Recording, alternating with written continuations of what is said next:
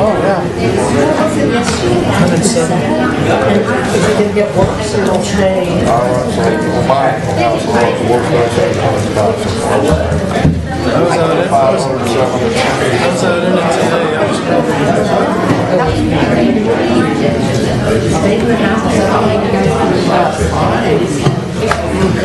Wear a hat? Yeah, I do too.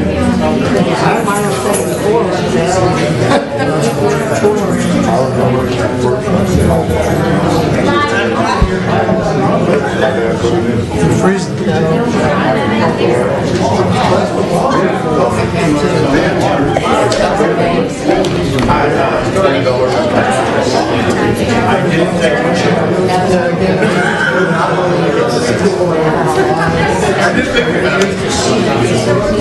We had a sheet because some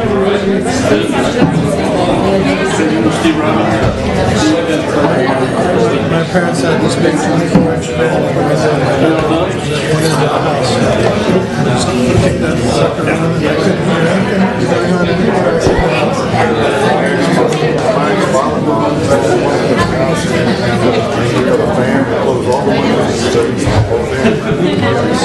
Suck air. Exactly. Come in through the front of the house and go out the back. Okay, we're going to reconvene in open session at 6:43 p.m. Going on to item number 9, consider possible action or give direction on items legally discussed in executive session. We have a motion. Yes. Sorry, it was over there.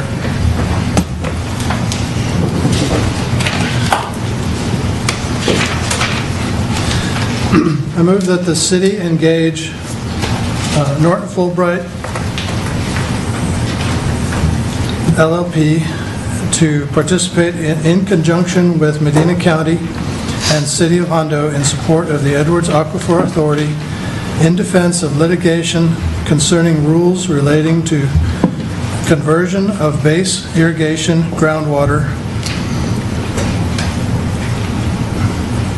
appropriating an amount of up to $5,000 to pay for expenses, related expenses.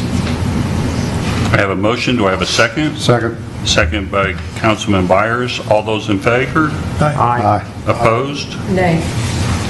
Motion carries. Thank you, Clay. Mr. Carey, can I have that? Yes. Okay, we're going to go back to item number 5, consent agenda. Any questions? Any corrections? I'm sorry, no questions. Corrections? If not, do you have a correction? No, just a question real fast. On the caps, is that a budget item? Is that a fund we have in the budget, or is that just something completely apart?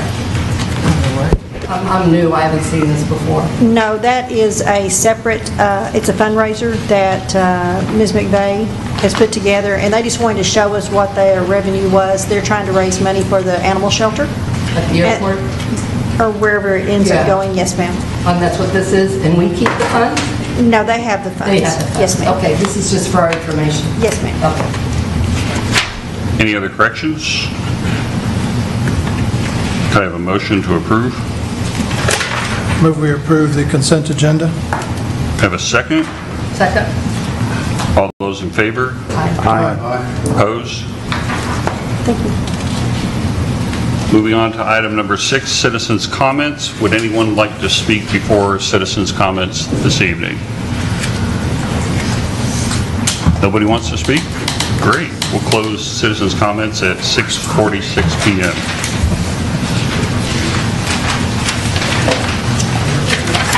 Going on to item number 10, discussion and appropriate action on applications submitted for vacancy on city boards and commissions. What's the first, Deborah, you're going to... Sure. I tried to make this as easy as possible because most all the boards, except with the Which one are you exception going to take first? of HLC, has to come up. Which one? In the first one, we can go alphabetically if you like, in airport. Okay. As the first one, as you can see, there is 4 applications. 3 are new applicants. Mr. Lauderdale is a current member, and he's requesting to be reappointed. On that board, there are 2 full board positions open and an alternate position, if y'all would like to consider, these applicants. I don't know, do I have anybody here? Oh, you are here, okay. And I'm sorry, your name? Chris Bryant. You've been on before, correct? And so Mr. Fry has resubmitted his application. And I don't know if y'all want to go through each one of these and me tell you, or you want to do them individually as far as appointing them, whichever's easiest for you. So we have 2 full and 1 alternate open. Yes. Total of 3 positions. And whoever you choose, if you'll just tell me which position you like them in, I can And then we have 4. incorporate them in the minutes. We have 4 applicants for it? Yes, you do. Okay. Anyone have any questions? Phyllis, you have anything? So I understood you said we have a lot more applicants than we have positions, Yes. so we have to eliminate one. Yes, sir. Yes. We have position 2 and position 4 on the full board, and then we have alternate number 1. They're all 3 of them are for 2-year terms. They're up this year, and so it will be till 2020. Paul, you have anything? Of the 3, I've noticed the only one that entered an alternate, the second choice, was Mr. Arroyo, who indicated Parks and Recreation Board. And he's listed under that board also. Oh, is he? Yes, sir. Okay. And Mr. Pratt is here tonight if y'all would like to ask him any questions. I don't know that you know him, maybe. So Mr. Arroyo is applied for 2 boards? Yes, he applied for airport, was his first choice, and then second choice So was if we park. considered him from the park, we could get him on a board and we could get everybody else on a board, then we don't. Yeah. Everybody good with that? Yep. I would move that we reappoint Mr. Lauderdale to his seat that he is expiring. Appoint Mr. Fryatt to the other full board position. Okay. And Mr. Andrews, is it, to the alternate position? Okay. I have a motion. Do I have a second? I second it. All those in favor? Aye. Opposed? Motion carries. Okay, next board. Okay, the next board is, get over to it. The only one we have is Mr. King, Phil King, which is here. Pardon? Y'all may know him. There's a full board position. Mr. Campbell had some health issues and had to resign from the board, and Mr. King has been nice enough to put his application in for, it will be, this board does not come up until October. If you want to put him on a 2-year term, it will come up in October. So You what may. this is for is just to put him on till October to fill Tom's position. You can, or if you prefer to put him on a full 2 years, I can do that too. It's up to him, I Is don't that know. 2 years That's plus not what's on the agenda. Okay. Pardon? That's not the way you have it on the Okay, never mind agenda. the question. It's up to you on how you want to put it in. But he's the only one for the HLC, Historic Landmark Commission. Phyllis, you have anything? Nope, sounds good. Paul? No questions? Jesse? No. Todd? I don't have any. Herb? So position 3, full board till in October 2018. You have a motion? I make a motion that we appoint Phil to that position. Okay. Second. Second. All those in favor? Aye. Aye. Opposed? You're on another board, Phil. Okay, the next board is the Library Advisory Board, and there is 3 applicants. There's 3 full board positions open. They're in the back here, I think. Two of the ladies are requesting reappointment, Dora and Carol Junko. In your package, you have Sean Matthews as the 5th member. He has since said that he is not going to resubmit his application. He is, his daughter, which is also on here, is going to go off as a student rep. She's going into college. And he said it was going to be just too hectic, and so he has withdrawn his application. So we have the position number 5 also open on the full board. Are any of these applicants with us today? Pardon? Are any of the applicants Regina joining us Reed is today? here. She is a former library director here. Okay. And she's moved back, and so she has submitted her application to come on the board. And she's involved with the San Antonio Library Association, yes? Or what do you call it? Hallmark University. Okay.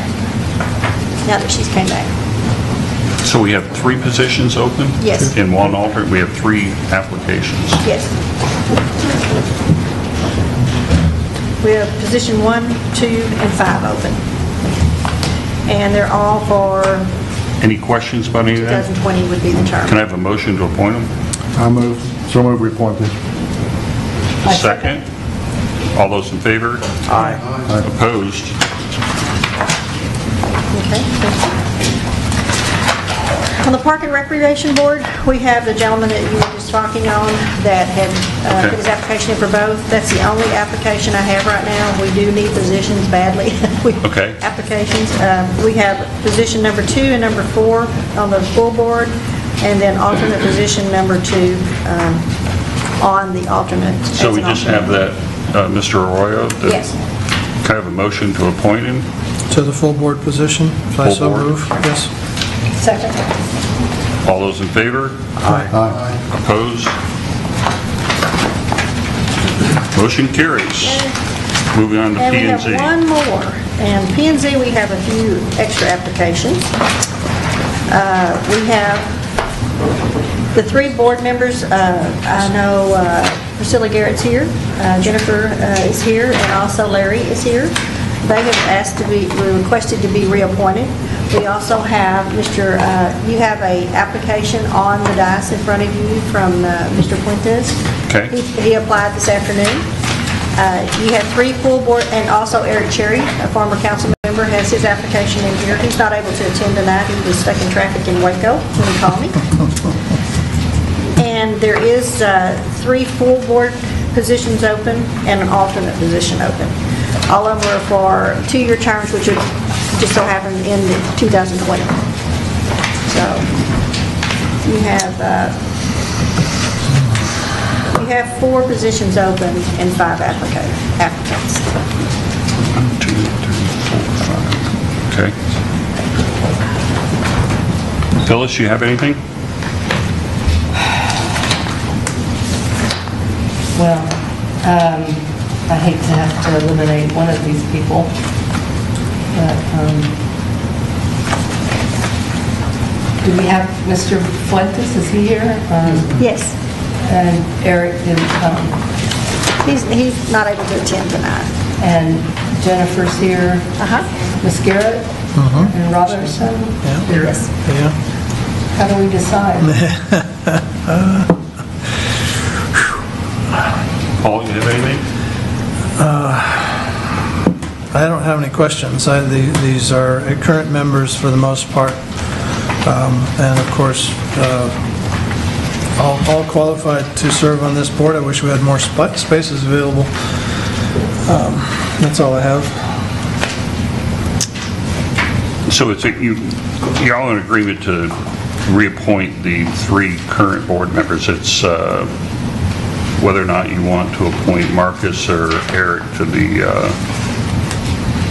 alternate position. Is that it? I think I could support that. Well, I do know Mr. Fuentes is here. Yeah. Herb, you have anything? I'd just like to know what Mr. Fuentes, if he has any experience in this type of thing. I don't know. Right, sir. As far as experience as being a player, no. But I am fully aware of basically the city's doings. I followed the city council for many years, from 2002 to 2005. And she was born. I attended every meeting, but as an attendee. And I'm just looking to do more for my community. So,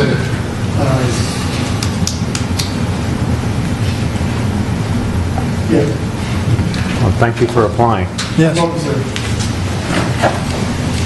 Well, on the other... Jesse, you have anything? Excuse me. I'm sorry.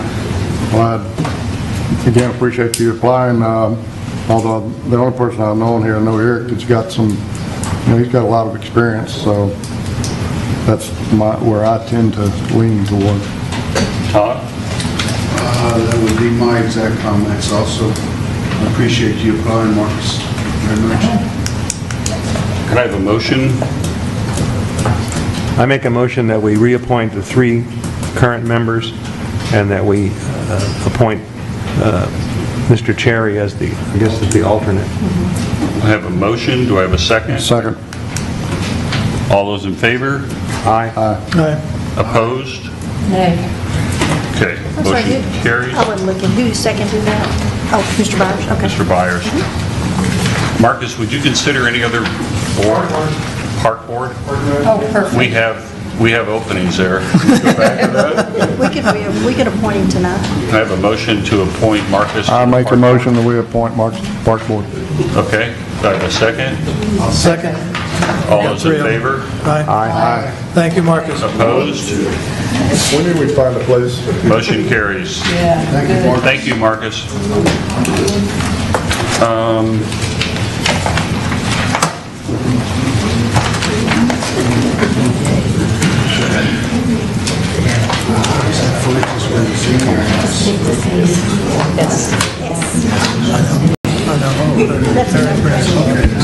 Okay. Thank y'all. Moving on to item number 11, presentation and discussion on bedded banks permit for future uses of treated wastewater. Larry? Mayor, Council, this is an Russell. informational presentation by Mr. Russell Persine of Respec Engineering, and I'm going to mess this name up. I practiced it, but I'm going to mess it up. Stephen Robbie from the Sarah, he's an engineer for Sarah. And in terms that I understand what this is once we start dumping our effluent to the river, the options we have about pulling it back out of the river and what we can do with it. So with that, I'll let the gentleman go forward. Just a second. Would you folks take your conversation outside? It's interrupting our presentation. Thank you.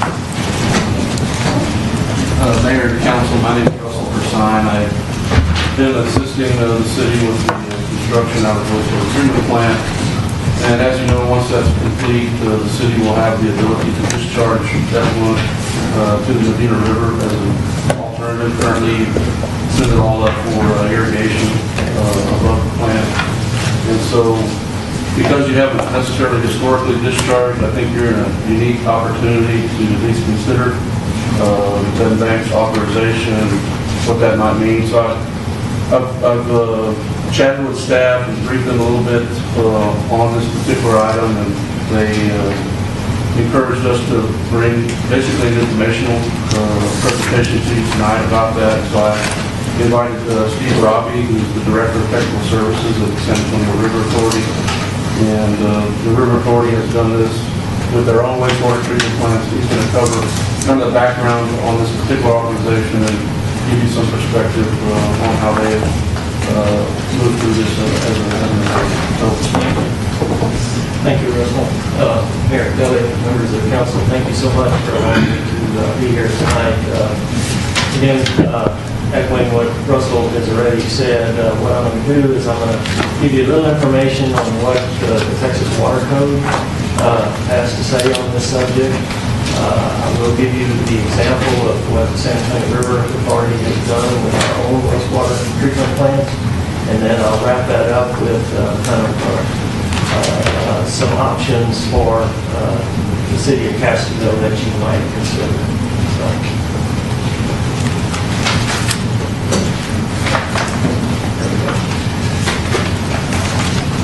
Okay, the Texas Water Code, this issue falls under section 11.042B. And essentially, the Texas Commission on Environmental Quality issues permits for state water. Surface water in the state of Texas is owned by the state, and you have to get a permit from the state to utilize state water. Now, there is an exception that this particular section of the Water Code addresses, and that is in the case where an entity like the city of Castroville has developed water from a privately owned resource, which groundwater in Texas is a privately owned resource. And through the city's wells, you have developed that resource, run it through your city, treated it in your wastewater treatment plant, and now you have, it's still your private resource. So what happens to it after you let it leave the wastewater treatment plant is what this is going to cover.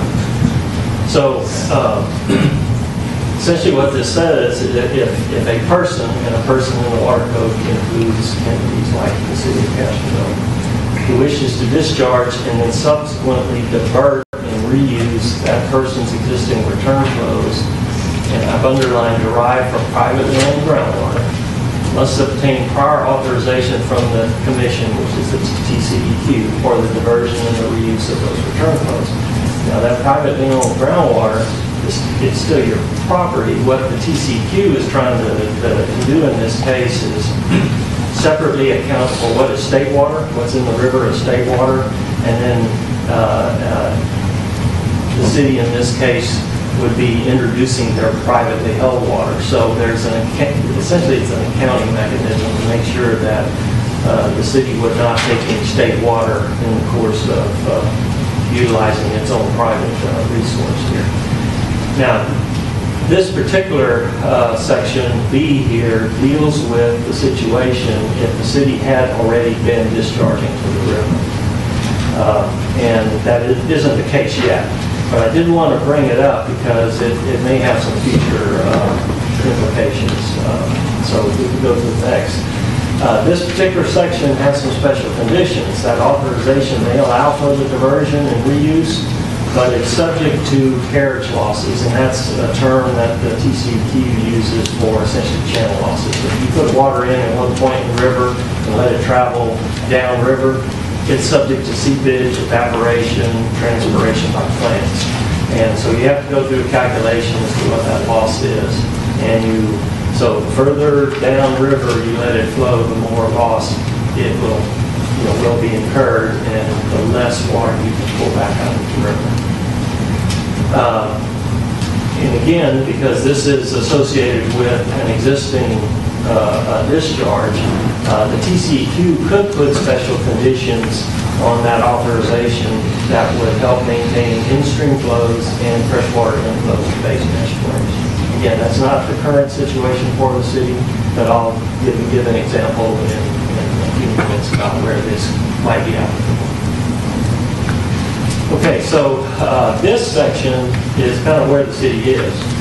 So it's talking about future increases in return flows.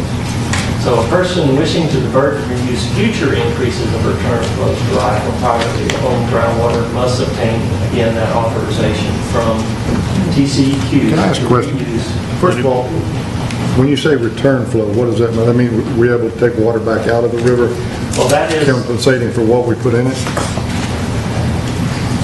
The term return flows used in the code here just refers to your wastewater discharge.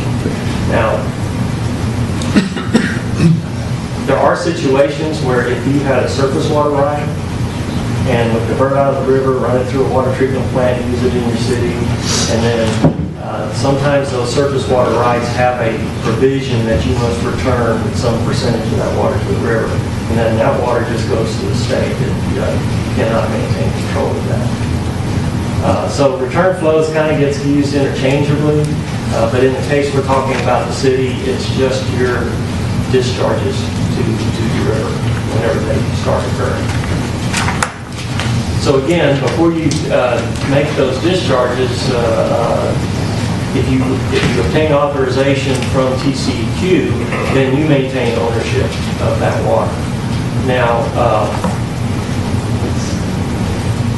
use of the term future increase from TCEQ's perspective is that an increase in water from what is happening today?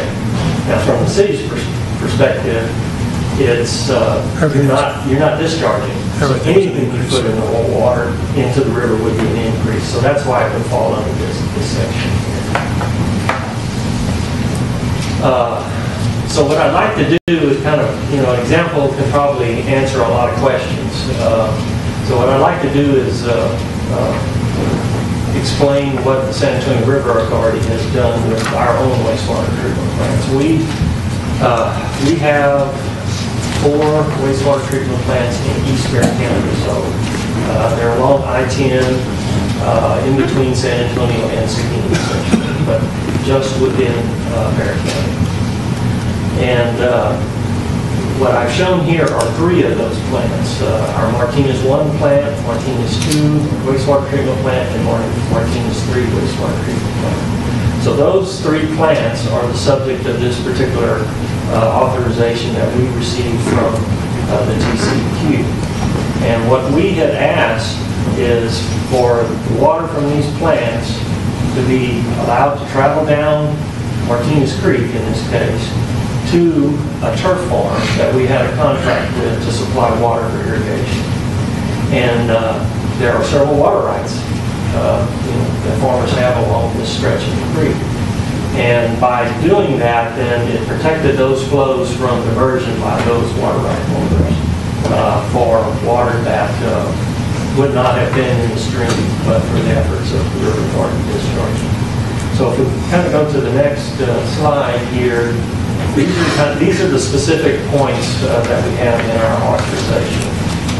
They do give us a permit number, and you can see that permit number 19. 19 is the basin number for the San Antonio River Basin, and it's permit number 5917. So we are allowed to transfer by bed and banks 846 acre-feet for Martinez 1, 2, and 3. At the time we applied for this authorization, that was the amount of water that that we were not yet discharging. We were discharging up to a certain level, but our permit allowed us to discharge more. So that 846 is that future increase. When you showed that picture of the Martinez Creek, all your users were downstream from it? Could people above your discharge use the water?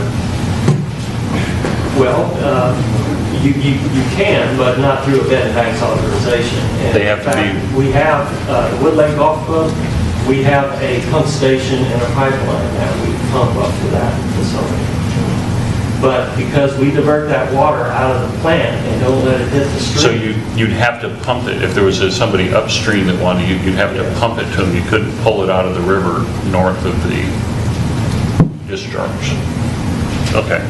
Pre-distribute. Right.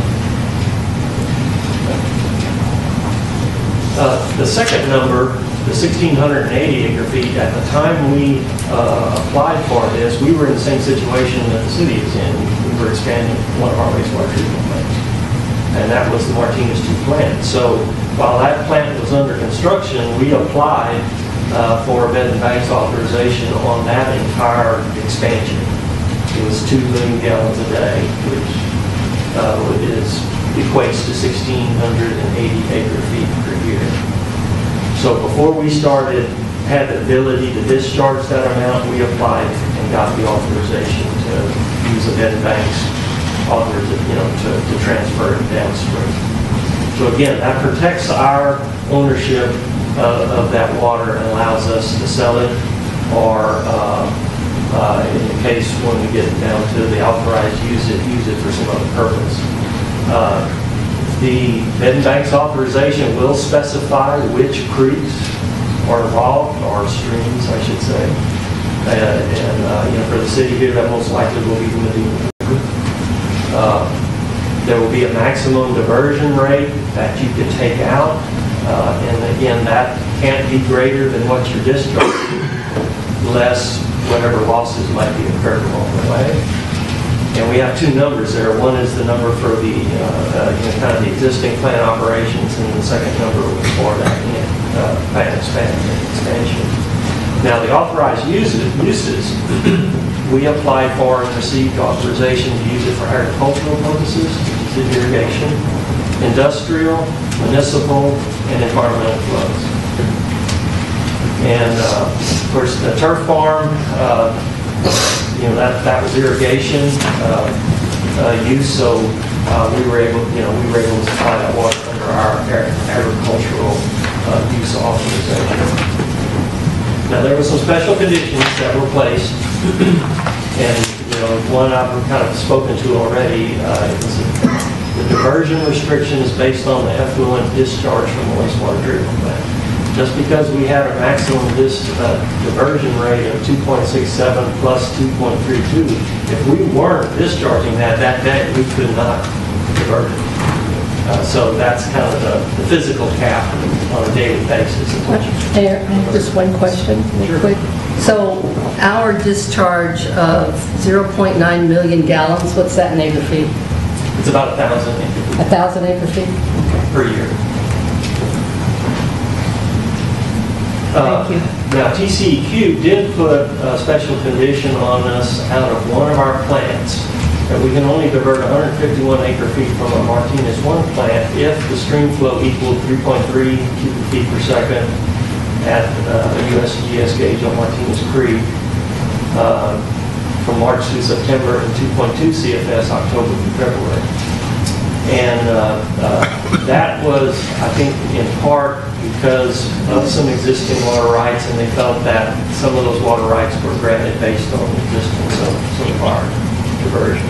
So again, kind of highlights why the city might want to consider getting this authorization before you actually start making the diversions. And then, of course, our diversion point was that turf farm that we showed on the previous slide. So do you have any questions on this? But you applied for your permit and got those amounts before you even started pumping, correct? Is that what that is? Before we started discharging. Discharging? Yes. So now, we were discharging some amounts already. We did not apply for an authorization to use those existing return flows. Because at the time we did this, because we did this probably, what, 10 years ago or more, we didn't want to get in a big battle with TCEQ over who was relying on those existing return flows. Has the environment evolved to rely on those return flows?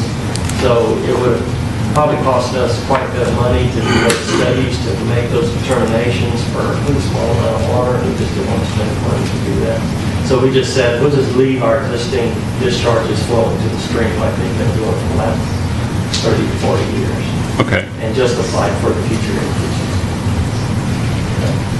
So one of the reasons for bringing this to you now is that you haven't discharged yet, but if you started to discharge and didn't do this, then you'd have to make a decision on how you're going to handle, and how would the state view what you've already been discharging. Do they view that's now part of the system? Right, and essentially you would be then subject to that, the conditions on that first slide, of course, would be where you had an existing discharge, and so then the state would look at if they grant any water rights that rely on your discharge. And if you've only been doing it for a little while, they probably did not. But if you've been doing it long enough, has the stream ecology come to rely on that? And if so, then they would require that to stay in the stream and not be able to be diverted for something use. Mr. Mayor, I have a question. Sure. If we had a temporary situation, which we may be faced with here, where we would need to discharge to the river while we did maintenance on a holding pond, how difficult would it be to then suspend or redirect that water? Would be be required to continue and discharge at that rate? Well, a discharge permit from TCEQ gives you the ability to discharge. It does not Require. mandate Okay. you to discharge. So you Okay. could suspend that discharge at your will. Okay, it's good news. I find the term return flows to be a misnomer because they're designating that as groundwater sourced, so it never came from the river, so it's not returning. It's very confusing. You are entirely correct in that distinction, but the water code was written with the words return flow, so that's why I use that. Okay, yeah, I understand. I just, Groundwater-based effluent, it's not in the true definition of return. now I don't know that San Antonio River Authority is dealing with this, but I know that the city has diverted a good bit of their wastewater back into the city for irrigation, golf courses, and other such things. They had to apply for permits to do that, I assume. It's not a permit per se, it's under a different part of the Texas Water Code. It's called the reclaimed water section. So because they don't release it to the river, they're taking it directly out of the treatment plant. What percentage would you say, Sarah, is of their say those 3 plants you looked at? What percentage of that discharge is being diverted to irrigation? All of it? Or you're permitted to divert less the losses, the channel losses? You're pretty much able to then redirect all of the available. Yeah, and that is one figure that I didn't research for today's presentation, is what our channel losses are from our plant to that turf farm. I do know if we take it further downstream, like in Wilson County, if you're familiar where Sutherland Springs is, the loss rate is probably about 75%. Oh, really? Wow. Yeah. Well, it was pretty significant. It was years ago, but I attempted, I'm a licensed state land surveyor, I was attempting to do a gradient boundary study near Floresville, and discovered that the San Antonio River was pretty much in a constant flood stage. And this was 10 years ago, so I think maybe they have done something about that, but Well, today it would not be. that's good. Yeah, okay. Well, I'm going to move to the next, Moving on. my next and last slide, and this kind of brings it home here for you. Your proposed permit limit on your discharge of your expansion, I'm relying on Russell for some of these figures here, is 900,000 gallons per day. So that would be your new limit. Now, you're not discharging that today, but that would be your new limit. That equates, going back to your earlier question, an annual amount a little over 1,000 acre-feet per year. Now, some of the potential uses that you might want to consider putting in an authorization are the ones that I had listed out that we have in our permit. So agricultural, so you could, utilize it under contract with a local irrigator, or the city could do it themselves if they have the land.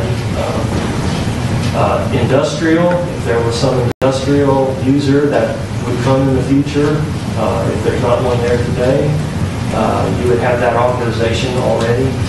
Municipal, municipal use is essentially for potable water use. So, someone would have to divert that from the river, run it through a water treatment plant, bring it up to potable water standards and use it. I would recommend you get that authorization just so that you have the full suite of things and you just maintain as much flexibility as possible. And then the last one is environmental flows. You may be in a situation where you may not have necessarily use in agricultural, industrial, and municipal, but if you dedicate it, if you add, I want to keep my words carefully here. If you add the environmental flows authorization, you can discharge it, and it will then be protected from future diversions by a new water right holder, and that essentially the purpose would be to flow in the river to support the environment. That is an authorized use that the city could consider. The diversion rate, again, would be just like one that we have, not to exceed the wastewater treatment plant diversion rate less any channel losses. And depending on where you stage a potential diversion point, you would have to do that channel loss calculation. So if today you don't have a diversion point, you can still get an authorization, but whenever you have a diversion point, you need to amend this authorization with TCEQ to specify that diversion point, and that's when they would make that calculation of the loss. So some potential diversion locations would be any downstream agricultural operators, future potential downstream industrial use. And then I put the last one on there because the River Authority has a property that we are developing for a park. We're in the process of doing the master plan for it. It's at Old Somerset Road in the Medina River. And so if the city's interested in having an environmental flow use, kind of need to pick a point at where you want that use to end, if you will. And that way you're protecting your right to that water between your discharge and that end use. And if that is something that is beneficial to the city, that's something that the River Authority would be amenable to discussing, some kind of, it'd have to be some kind of interlocal agreement or something, but they would allow the city to designate that location as a, quote, diversion point, even though you're not making a diversion for environmental purposes. So those are just some of the things to consider. Now, if the city does nothing, as we mentioned just a few minutes ago, it doesn't mean all is lost. It just means you're going to fall in that first category, that if you've been discharging for a year and then decide to go for the authorization, you're just subject to having, approved the TCEQ, no water rights were granted based on the existence of those flows. And has 1 year been long enough for the environment to grow accustomed to that? Where are we in this process? Where are we in this Well, process? y'all would be the applicant. We haven't started. This process has not started. We're outside of the window. This is just explaining what you might want to do. It's a lot of water. Yeah, typically you're going to have to engage someone from a legal perspective and somebody from a technical perspective to help you with the application. So, if you did want to proceed in some regard, that would be something you'd have to consider. Question. Yes, sir.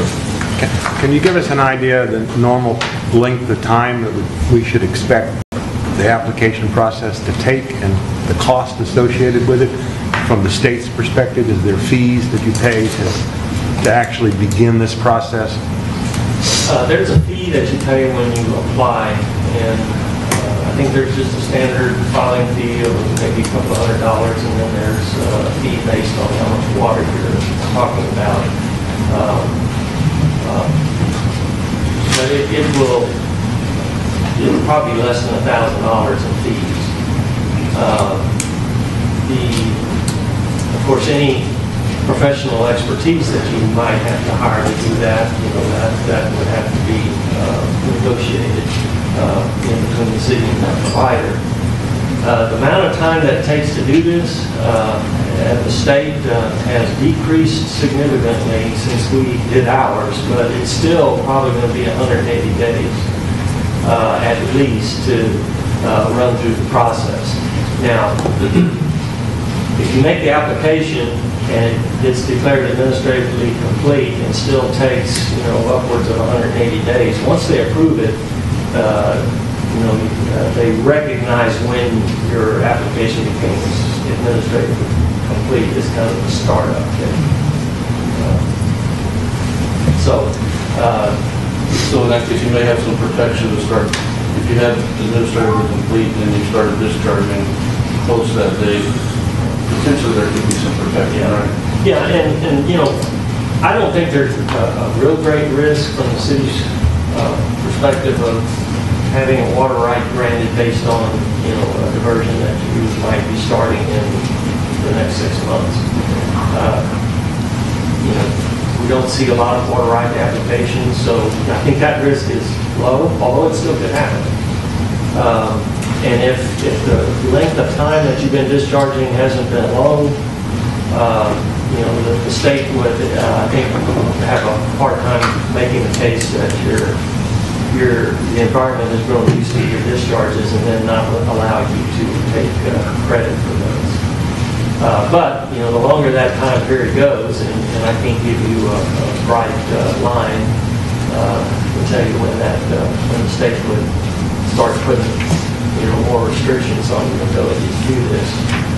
But the longer that period of time elapses, the more risk, you know, that you run, and that the state would put more restrictions on your ability to reuse this water. I have a question. Yes, ma'am. What examples of the diversions did you guys like do canals or like what is a diversion? Well, it might just be an irrigation pump. That's it? Yeah. So like the Alamo Turf Farm, you just had a diesel irrigation pump. So for us, maybe just a pump and then it would, the pipeline obviously to get it where we want it to go. Right. If it's someone's adjacent agricultural fields, you know, and irrigation pipe as well. So the pump or whatever the diversion is, doesn't have to be located by the wastewater treatment plant. No. It can be anywhere. It can be anywhere on a certain, along that stretch. It's Yeah, just wherever you decide to put it. and we put the boundary. You've got to notify TCEQ, and they may, and essentially amend your permit to add that specific diversion point. I didn't completely answer your question because I think I finished the cost.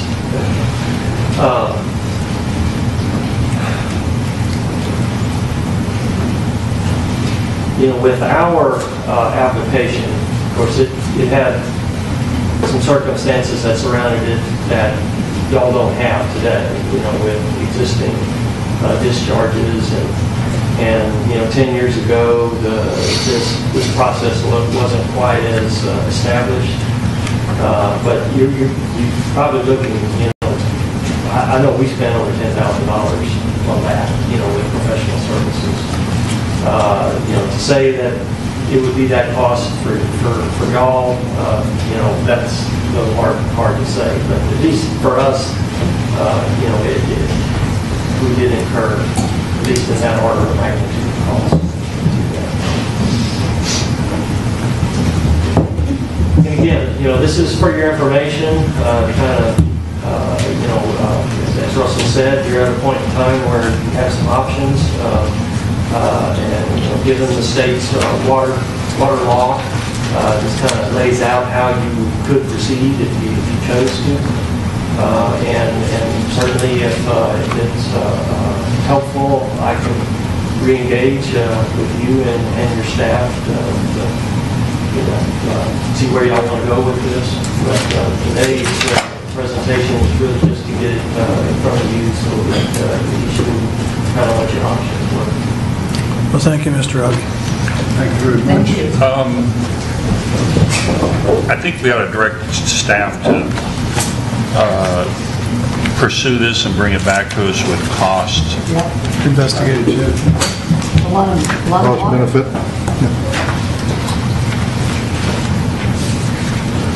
Thank you, Russell. You clear, Jerry? Yes, sir. Bring it back to another council meeting with some options. Good. Thank you, gentlemen. We appreciate it. Very informative. A lot of information. Moving on to item 12, presentation and appropriate action on setting RV park fees, implementation date, enforcement of policy, and other related issues. Councilman Dyer. As soon as we get the slides up.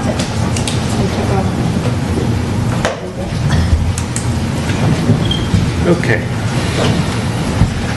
I'm going to talk very briefly tonight about a little bit of background research that we've been doing for the last couple of months. Then I'm going to give you a rundown of the current fiscal year, what our budget shows and what our revenues are expected to be. Then I'm going to cover changes that if you accept that we need to make these changes, what the results would be. Then we're going to talk a little bit about the standard operating procedures and policy in the park and look at a few restructuring items. and then we're going to have some discussion at the end of this presentation and take some action. Whether you agree or whether you disagree, we need to move and take the action that you desire to take. First of all, just a very quick rundown to get everybody level set. Mr. Owsley is our park host right now, and he's also the regional park manager. We don't have a lot of good documentation to show what his job is and what his compensation is. We don't have a standard operating procedure for the park.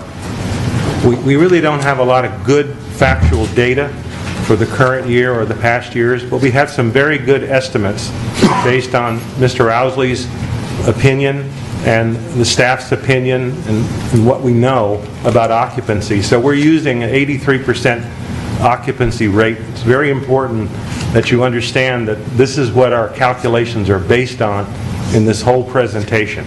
That generally means we have about 7 empty sites on any given day in the RV park out of the 40 sites that are down there. Right now, the Public Works Park and Recreation position of a supervisor is vacant, and Lieutenant Jackson from the police department is the interim supervisor for the RV park until that position is filled. Right now we have procedures in place, very extensive procedures. The city staff has done a good job of improving them, I think, for verifying and moving the money from the park to the city. Could we stop right there just for a second? Sure. I had a conversation with Jerry today, and the changes that were made to have a better record of the money has greatly increased the revenues at the park. Is that correct, Jerry? Yes, sir, that's correct. It was eye-opening today to me when I started going through it. We're doing a lot better job of collecting our revenues. Without getting into the amounts,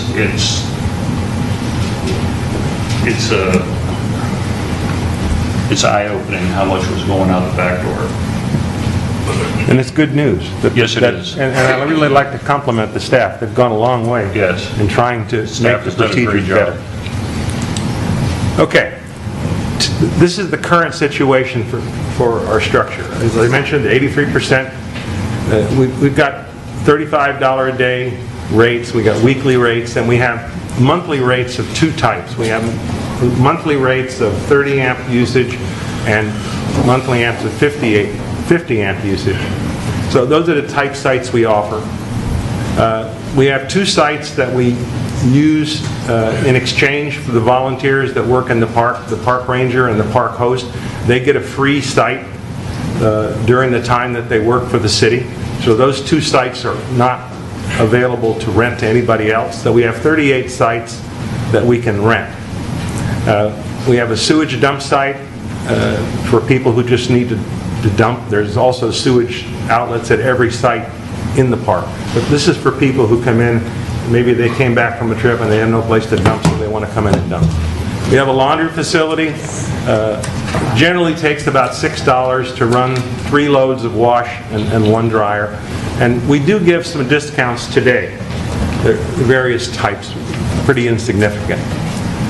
Now, I don't want to go through all these numbers individually, but there's a few numbers that I think are very important that we focus on. Up here in the expense box, we've gone through and tried to lay out our best estimate of what we're paying right now to run the park. And it's costing us about $152,000 a year to run the park this year. Down at the bottom, there's 3 sources of revenues. One is site rentals, the second is laundry, money out of the coin machines, and then we get money from the dump station. If you look at those revenues for this year, $67,000 approximately for the year. That's not a good picture because we're losing $85,000 this year. Now, as the mayor pointed out, we've just made some rather significant improvements, so we might see the revenue streams come up a little bit more for the rest of the year. But the bottom line is we're operating the RV park at a loss whether it's 84 or maybe it's a little less, but it's a loss, and that's very important. What I'm recommending to you is we've really spent a lot of time looking at all around at competing parks that are within a reasonable travel distance from Castroville. If we keep the same occupancy rate, we're recommending a rate increase of $10 on the daily rates, up to $45 a day for those people that just stay 1 or 2 or 3 days. Weekly rates, we want to raise it to $180 per week, a $15 increase. And then the biggest change is in the monthly sites, because we want to charge for electricity. We've never charged, well, not never, but we're not currently charging for electricity. So we've got 2 rates for monthly sites. If you have a 30 amp system, you get charged $425 a month. If you have a 50 amp system, you pay $485 a month. And you see those are pretty significant increases. Those increases really are utility increases, because now we're going to put the cost for utilities into the rate so that the customers pay for their utilities. It's going to also be a little bit of an increase in cost for the 2 sites that we use as compensation for the people that volunteer. We won't change the number of sites right now, but eventually we're going to, if we can make the park better in the future, we may reduce the number of sites in order to make some of them bigger. So that number may go down in the future. No changes in the sewage or the laundry, but we just want to get out of the discount business. It's not really doing anything for us. It's just costing us money. And so this proposal says we stop giving discounts. Now, what if we do this? If we do this and we assume that these expenses don't change that much, our revenues do go up just a little bit to $155,000. Our expenses go up to $155,000 a year. But if you look down here, our revenues go way up, $240,000, and we actually make about $85,000. That's probably a little wishful thinking. Maybe we won't make quite that much, but we won't be losing $84,000 a year. So our goal is to try to make the park pay for itself and to provide a little bit of revenue back into the city that the city can use to reinvest in the parks and recreation facilities in the city to make them better. So that's what we're proposing in the rate structure. In terms of procedures, right now, Mr. Owsley is filling both jobs. It's really a big workload for one person to do. Ideally, we want to have 2 different volunteers to do those jobs. We want to write out the SOP and the compensation and duties documents so it's very clear what we expect. And we want to maintain much better records about occupancy so that we can make this into a science instead of a guessing game. So we can look at next year, and every year we can have much more accurate estimates for what the future year would bring. We need to fill the position of the supervisor, and the city's working hard to do that. And we need to keep improving our procedures. As the mayor mentioned, we're bringing in more money because we're doing much better in accounting for it. Now, this is an important issue. Right now, our ordinance says that a patron can only stay in the RV park for 6 months. And then they have to leave the park for a minimum of 3 months before they can return and become an occupant again. We're up against a federal law that also has that 6-month maximum because the RV park is located in a floodplain. So it says you can't stay in occupancy for longer than 6 months. Now, we haven't been enforcing this policy very well in the last 4 or 5 years. And we've got many people who have been in the park for much longer than they should have been. Some of them have been in there for over 2 years. My recommendation to you on the council is that we should enforce this existing ordinance.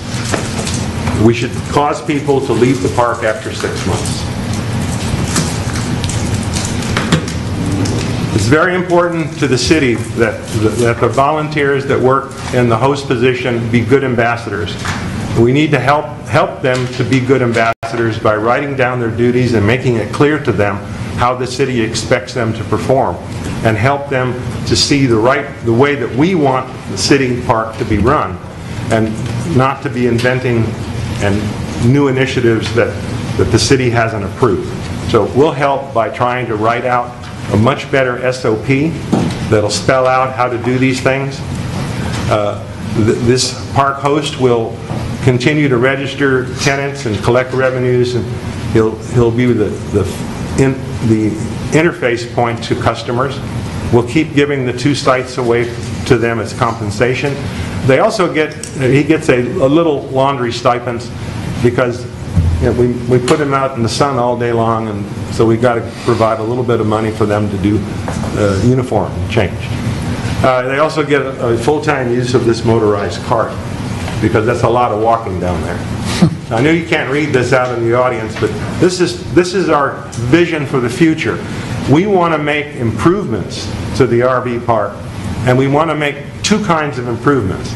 Some things we can do in the budget are operational improvements.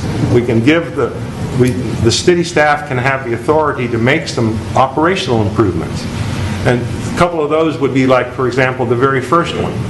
We've got a landline telephone down there now, and the park host is always out in the park. He's always away from the phone.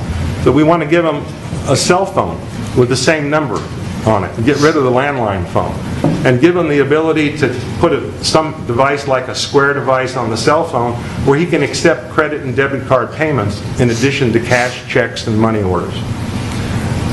We want to improve our website and make it much more user-friendly. We want to allow potential customers to make reservations on the internet without having to talk to the park host. Do it all and pay for it, like most RV parks in the country have right now. And then we want to get a really good map that has sponsors on it. Local businesses that want to attract those customers to come and use their business. So they'll pay for this mapping advertisement that we give everybody that comes there. And there's a variety of other things that are kind of operational. Further down, if we can turn around the park and start making some money, we can look to improving the park. Our park is an old park. It's very small. Their spaces are small relative to many new parks. We want to change that. We're going to have to maybe make some adjustments, maybe take out a row and make some of the sites longer, deluxe pad sites, so we have a variety of sites that we can offer. If we take out every other site, we can double the size, put some grass around each one of the sites, give them a patio pad, a barbecue pit, a picnic table, and maybe some trees, and make it a green space as opposed to a place that doesn't have much grass right now. So there's a lot of things we could do in the future, and this is just some ideas that we could do if we could turn the profit margin around. So that brings us to what do we need to do tonight? We really need to decide what we're going to do about maximum stay. We need to decide if you want to change the rates as we recommended in this briefing. If you do, we need to set those rates with an effective date at the beginning of the next fiscal year. We need, if you wish to talk about improvements, we could do that. Right now it's kind of premature. And then we need to ask the city staff to really find the time in the near future to get these documents completed so that we can make this a more stable and standard procedure as opposed to everything being done in different ways. So that's the end of my presentation, Mayor. Thank you, Herb. You did a great job. I know that you put a lot of work into it. Very well presented.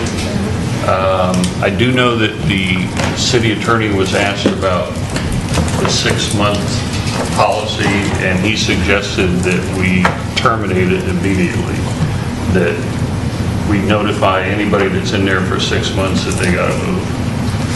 I am in full support of that. I'm also in support of raising the rates and going from losing $80,000 a year to making $80,000 a year. I think if we do this in incremental steps, if we make these corrections to make us profitable, and we have an effective SOP that can be followed, I think next year at budget time, I think we're looking at doing some capital improvement projects to make it a better park. Personally, I would like to see it to be a larger RV park, take some more space, you know, and make it like Herb was talking about, so we got larger sites to drive through. I just feel that the type of RV park that we have there now is too cramped, too close. I think we need to put some money into it, but let's first get our policies in place, get our rates changed, get it cleaned up, and let it operate for a year and show its history of revenue, and then do the improvements. Todd, do you have anything you'd like to add? I got a couple of questions. Okay. Does the host and the ranger, are their state time 6 months also, or does that not include them? No, they're there. They're not. They're exempt from the 6 They're months. exempt. Okay, long as they're holding that's position. the answer I was, okay.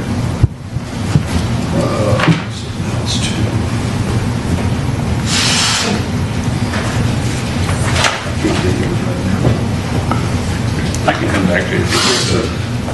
Jesse? Yes, on this 6 month, I agree we need to start enforcing the rules. If that's what they say, that's what we need to do. But I was concerned I would think when they move in, they do sign an application and agreement. Is that correct? Yes, sir. And is that 6 month provision in that agreement? Yes, sir. Okay. Because I don't want to get into a situation where we say we've got to get out, They're all and they fully have aware of not, they can come back and say it's not in my, but it is there. Okay. They're fully aware of it. That's all I have. Paul? In the third to last slide, Herb, you used the word register, and in a previous discussion, I found that there was not real copious, comprehensive record of who's there and who's not there over the past, and I think that would be a major improvement. And I fully support enforcing our rules as they are presented. So, thank you. Did you figure it out? What's your other question? Go ahead. Herb, you said y'all looked at other park policies. Does most other parks have a 6 month state policy as well? No, that's driven by the FEMA law, because it's in a floodplain. Now, if there's other parks that are in floodplains, they would be subject to the same restrictions. Okay, so it's just a FEMA thing. I got you. Okay. Yeah, Anything else? I'm good. No. Phyllis? I brought this up last year. I never got on the agenda because I didn't do such a good job. You did an excellent job. Thank you. And I had serious concerns about the policy of letting people stay and renew, because at that time it was 6 months, but they were allowing them to renew their stay. It is for me, this is something that really needs to be addressed before we even think about the parks and improving or anything. We need to get this system straight, because not having them pay for electricity and the ability for these people to stay, and I know they've been there for 2 years because this happened last year, it's literally living in Castroville without having to pay for taxes and services. And honestly, I think we need to get a good mission statement or vision statement. What is the RV park? Is it for people living here, or is it for people who come to visit? The beds on heads, of course, I don't know if that's going to start with taxes or something like that. But to me, that's what the RV park is. It's not a trailer park. It's not a place for people to live. It's not a residence, and it shouldn't be. So to me, that's our prime objective right now, particularly with the budget coming up, and I'm 100% for your increases. And I'm even wondering if if we need to do a little more another look into, does it cost us, the city, what is the maintenance on these meter hookups? Do we have to provide the maintenance on these hookups? Do we have, what is the city hookup say entail? We have a pedestal with a meter on it. And what's the maintenance on those? It depends on what None? happens. We haven't had much this year, but So they're not it issued. goes out or the pedestal fails. Okay. Can I make a comment on that? Right now, I'm finished. You're done? Phyllis, right now, we have meters at every site, but we do not read them. Yeah, I read And that. this proposal that I briefed to you today puts the utility rate into the cost, so we don't have to read the meters. We don't have to spend the money to read the meters. We're charging them the amount of electricity that we know they're going to be using based on their amperage. And it's probably a pretty conservative number. We're probably making a little money on the utility Well, fees. my- But we run a utility company, so we And want to make money. My constituents were very happy about this because I typically post the agenda, and one of their one of their remarks was about the utility cost, because they feel, their utility cost should be equitable. I would like to comment on the first line of the SOP that we began developing. It spells out the purpose of the park. Yes. And paraphrasing it, it basically says to attract tourists Right. to come to Castroville to spend their money in our town. That's what it's for. Yeah. That's important. Anything else? Yes, just wanted to say one other thing. Okay. If in fact those markups on the rates does cover, or just about cover, the utility rates, then the previous rates were about 50% utilities, is from the appearance. So that's remarkable, really. Thank you. Yeah. I got a question. Yes, Todd. Larry, who's the gentleman sitting next to you? I'm Dave Brown. Okay. I'm at Site 5 at the RV park. I've So been coming here about 8 years now. Are you a park host or something? Or are you just... Oh, I have been Okay. for about 8 years now. We just bought a place up on River Trail. Oh, very nice. But yeah, we're still living in the regional park. RV park right now because we're trying to get the house ready and everything else. I do have some comments, though. You guys, I'm sorry, sir, you can do that at citizens' comments. We need to figured that. All right. We can't have participation in the audience. Okay. Anything else? We need to make some motions. Herb, you have a motion, and let's make sure that everybody's, there's consensus. We want to we want to enforce the 6-month policy, and we want to implement these rate changes. Effective 1 October. Starting in October, we wanted, everybody's good with Herb's plan? Yes. Okay. Can I Make ask, the motion, Herb. can I ask a question first, real quick? Yes. The implementation date, can we be specific? Because Immediately we need, on the yeah, we need 6 to, I think we should ask the Lieutenant Jackson, their chief, when that would be. I mean, would it be tomorrow? I mean, I don't think we can say, okay, y'all have to be out in 24 hours. I don't know. I think the sooner the better. We notice them as soon as possible. Yeah. Give them the proper notice, I guess. Like you've got currently with somebody filing, we have to take them to court to get them out of our own trailer park because we haven't vetted our ordinances and stuff. And that's what could happen if we play around with this. We need to get this It'll take a while. So I guess think we give noticed them the it. proper notice and Yes, sir, leave that to immediately. the... Yeah, Mayor, I think if we gave them notice tomorrow and gave a vacate date of a Friday a week of, that gives them 10 days.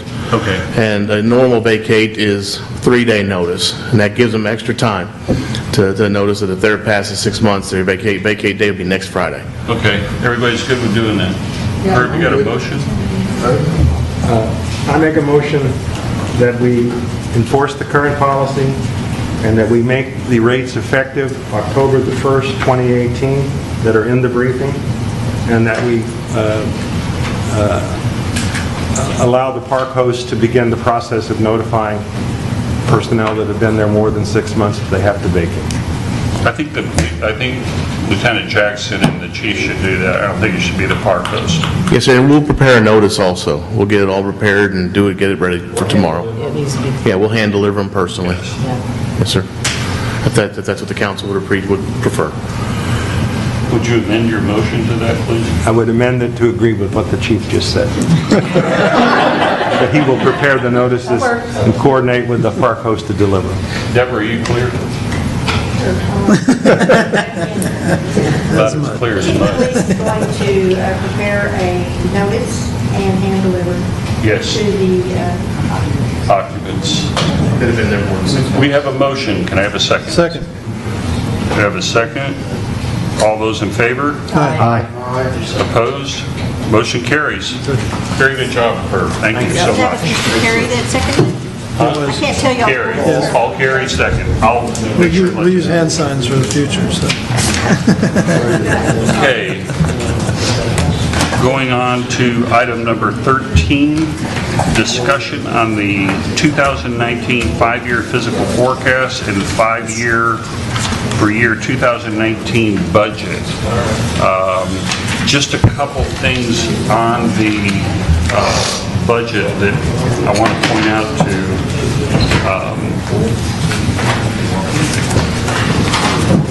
I'll wait for them to get through the conversation.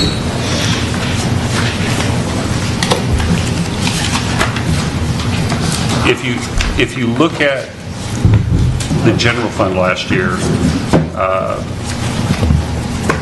the bottom number, not revenue, it was a $404,000 amount that we were going to take out of the reserve fund to make the budget balance. Because of the excellent job that staff did in cutting costs and watching city dollars, they actually, the estimated is going to be about $58,000 that we're going to put into the reserve versus a $404,000 deficit. In this budget for this year, the only capital included in next year, the only capital improvement project included in this budget estimate is $500,000 for streets. Going over to the utility fund, the current year budget revenue decreased due to not increasing utility rates. Next year's budget estimates include additional staff in electric and water. The salary adjustments are about $31,000. We need to make sure not to lose good employees, especially the lower paid employees. We need to take better care of them, or we're going to lose them. You know, we're in a hole where we don't pay enough, and these people leave. You know, we're training grounds for other local municipalities around here, and they actively pursue our people. But staff did a great job. We actually put some money into the reserve fund, they're going to, rather than having that deficit.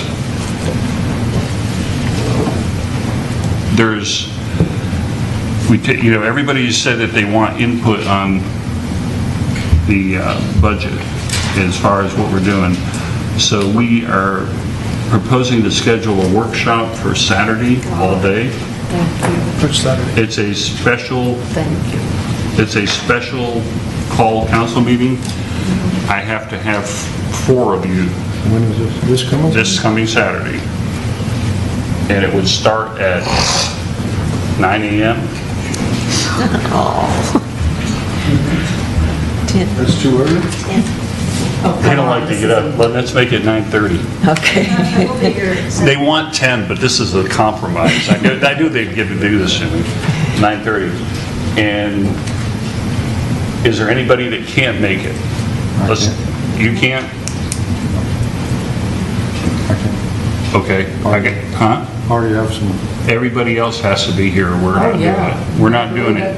It's on And that's my the end of calendar. discussion if we're not going to do it. So I have the four. It is. No. I just think it's funny. Huh? I just think it's funny. Yeah. What Saturday are we talking about? This Saturday. 28th? I don't know what it is. Yep, From now, yes. Right? yep, Yes. 28th, 9:30 to 5. 9:30 a.m. All right. Whenever. And we have a local restaurant that's going to donate lunch to you. Really? Yeah. Which one might that I'll pick up snacks. I'll pick up snacks. So we'll break for lunch. And How about we just have a working lunch? we can do that. We can work through lunch. be? It's portable, right, lunch? We could probably get them to deliver it. I know some people. Or if you want to take a break and go there, we can do that. We can have a room. That's up to you whenever you... Yeah, we'll do that. So we got 4 out of the 5. I have to have you here. Yes. I can't, I don't want to schedule it. So we'll get into it with detail. Confirm the start time, please. 9:30. 2-5. Jerry wants it to crack at noon, but it is. And this is casual. I mean, we're going to set up a table out here and we're going to sit down and go through this line for line. Let's do it. Good, good, good. Okay, so Jerry, with that, you want to go ahead and do your little talk? Okay, sure. I was so excited we got the RV park taken care of. I forgot I had this. RV park was cleaned up. I forgot about it. Okay, so just a little bit, this may be, go over a little bit about the purposes of these two funds, just because this is new. This is the first time some of y'all have gone through a budget. And so, first of all, I will have something for the airport board at this Saturday, or airport fund Saturday. I don't have it here. I haven't received some information back from them that I was waiting for, but hopefully I'll have it by then. If not, I will bring you what I've got. So the general fund is the only legally required fund of a government. All the other funds are not legally required to start a city. There are other funds that are legally required as a result of what you do, but the general fund, and the general fund's purpose is to provide the services that the city needs, the police, the parks, and all those kind of things, and administer the rest of the departments. So the way I like to describe it, we have in our city, we have 3 different businesses.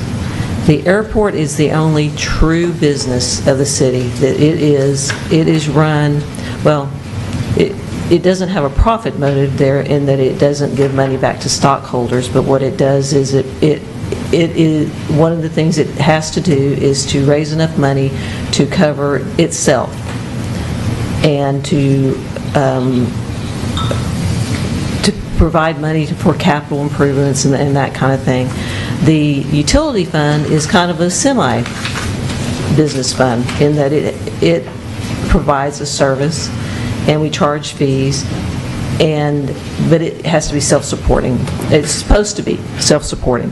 Airport has to be self-supporting. Utility fund is supposed to be self-supporting. General fund will never be self-supporting by nature of what it is. And so that is why you have you transfer money and charge the other fees in order to support the general fund. So that's basically just a real quick overview as to why we have these funds. Okay, so as we go through this budget workshop on Saturday, we'll get into more detail, but what I've got for you here is, you've seen this spreadsheet before. If you look at the general fund, this is a dynamic document. I promise you it will not look like this when we get to Saturday. We're getting information daily, and we're trying to really tighten up this budget and make it as accurate as we can, and we were working 5 minutes before this meeting in order to get this done. In the general fund, right now, as the mayor said, we are estimating putting back into the fund balance $58,000. And if if we don't add any capital into this, which we will be discussing capital on Saturday, you see that we will have, that we're projecting with the budgets going forward a deficit of $164,000. Well, with the $400,000 deficit that we were projecting for, the reason for that was to ease the burden on the citizens, basically, that we should consider use of fund balance in the proposed budget. Unless you want to go through this in detail tonight, we'll be going through it on Saturday. You'll have more information. I'd just like to just do a quick overview and then we'll go forward unless you have questions. I think if you just do a quick overview of it tonight, everybody will be fine with it. Get into more detail Saturday. That'll give everybody an opportunity to think about it. And Yeah, exactly. So we can look at it and then we have educated questions, sure. yeah, and as always, staff is available anytime you want to call or come by and ask questions. So basically, I mean, it's pretty flat here. We have included all those items that we know, any contracts, anything like that. So I think we have all those costs captured. We're just basically,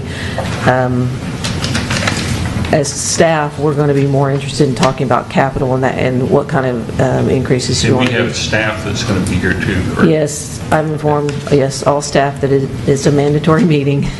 So we'll have pretty much everybody here. Good, good. And I blamed it on the mayor, but they'll be here. Good.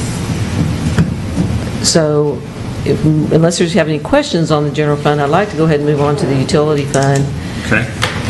So as the mayor said, we elected not to increase water rates, or I'm sorry, utility rates last year, and therefore we didn't have as much of an increase to our fund balance that we had hoped to have. And the purpose of that fund balance increase was to help fund our future debt, to kind of basically ease the burden on the citizens in that year, just ease us into it instead of slamming them with it. And if we don't put any capital into this, then you see that we can increase our fund balance very, very slightly. Now, the numbers probably changed between now and the time that I did this and now, and as we're going through, we are meeting our fund balance reserve. We were for a couple of years, our required 90-day balance. But as we get into a couple years down the road, if we do this and we don't have an influx of revenue, we are going to get into a situation, especially in the general fund, where we're below that 90-day reserve balance, and that's for future. The purpose of that is in case we have some kind of an emergency, something happens in the city that we have to, tornado or tsunami or something like that, and we have to use that money. So in our projected utility rates, we have included a rate increase for water, wastewater, sewer. And that is approximately 4%, which is not what the rate study had asked for, but we were trying to be as conservative as possible. And then in electricity, we've decreased it by 2%. So when you're looking at it and you see, when you go this weekend, when you see the detail, you'll see the electric rates we have projected a decrease in electric rates. And I just wanted to give you that now so that you can be thinking about it, so we can discuss it on Saturday. Other than that, the only thing I want to point out is with this budget, even with increasing rates, we are still projecting a deficit budget. So it's going to be, we have to figure out what we're going to do, because we do have to put some capital. Well, we don't have to, but we should consider at least putting some capital back into this budget. Okay. I have one question, and I mean, something that we're going to have to talk to about this, and this is just my thoughts. There's one capital improvement project that I think that we have to do, and we have to start working on it immediately. the financing of it, the funds for it, and that is the underground electric at River Bluff. That, I believe the system went down 3 times last year. Sunday. And twice this year. It is a disaster waiting to happen. If you're all in agreement, I think that Jerry needs to get our financial advisors on board to tell us what we have to do. Now, there was, I know we talked about this, there was a certificate of obligation that is maturing in 3 years? 2 or 3 years, yes. I think it's 3 years. I think it's 3 years. If we wrap around that, we can come up with the money to do it without increasing our debt service that we have to pay. I hope that you guys are in agreement that this is the #1 priority in the city right now, because it's failing. Every time it fails, we have to have CPS come in because we don't have the technology to take care of it. I get these phone calls every time it goes down, and I can't blame it. We have to fix this for these people. I know we originally talked about doing this to do the drainage, but we can't. We're going to have to put that off for another year or 2. This one has got to be, I mean, we got to provide electricity to these people. Larry, would you say that it's imminent that we're going to have other failures there with this Well, I highway? think we got places to just tell them wait that. Yeah. So that's my thoughts. That's the #1 on my list. That's the #1 project in Castroville that we have to do. And right behind this Country Village, the underground utilities over there, the electric is just as old as that. Not in near as bad a shape, No, in my opinion. No, it's not as near a bad shape. I think your priority's right. But it's coming. It's coming. Yeah, But this is priority. Okay, I'd like to know your thoughts. Let's do it one at a time, please. Todd, you got anything else? No, go ahead. Phyllis? I just really appreciate 2 things that you've done. I've been advocating for the budget workshop and discussion of River Bluff Electrical. I had so many calls on this last power outage from constituents, not only in River Bluff, but in other parts of the city. And I think it was a CPS problem, not necessarily River Bluff, but we had 12 hours without electricity. And that's not, that's not a random occurrence. River Bluff, people there, they use machines. What are those machines for breathing? They have medicine stored in refrigerators, and they tell me they're going to sue the city. Okay? I understand their frustration, especially with 107-degree weather. So we really do need to do This is something. in my book, this is a priority one. The staff needs to get the financial advisor on, tell them to come back and give us a presentation as far as what we can do for funding. And Larry, can you give some cost estimates? I think it's about 3 million. Yeah, I know it's over, it's 3 million or more. This is a big one. Herb, you have anything? I'll wait till Saturday. Jesse? I agree. I think, I've been thinking this for a while, that we need to get that done. It's been, excuse me, it's been happening and coming. And finally, we're at kind of a critical juncture where we have to do it. We have to do it. We got the people over there that, what do you say, 107 over there? And you can't even run a fan because you don't have electricity. So yes, I agree. This needs to be priority 1 right now. Paul? Health and safety issues should be addressed immediately. Okay. We have to take care of these people. It's our obligation. How many of you have been up there and seen these underground utility junction boxes or whatever? Transformers. How many of you have been up there and seen them? Oh, yeah, the pictures. Recently? They showed us the pictures. Go look at it. Have Larry take you up there. These things are sinking out of sight into the ground. So staff has, you're going to have something for us Saturday on this? But you probably ought to be able to have something by the next council meeting for us. Well, yes, it should be, yeah. Okay. Anything else, gentlemen, ladies? If not, could I have a motion to adjourn? Move we adjourn. At 8:16 p.m. Thank you, everybody. Thank you. When's the next meeting? Saturday. Brett is-